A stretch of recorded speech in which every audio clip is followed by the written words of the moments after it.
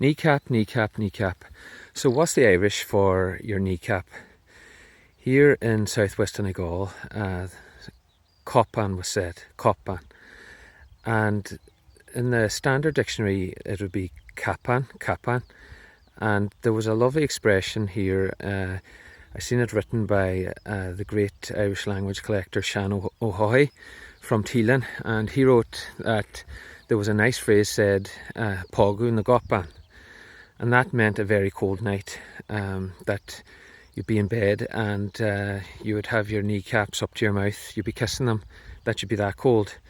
So he wrote in his book, Dinne bheadh in Alaya agus co croppi agus go a cud glúne a bhéil. So it was just nicely put by him. So Pogu na gopan is kissing your kneecaps on a cold night, and copan is your kneecap.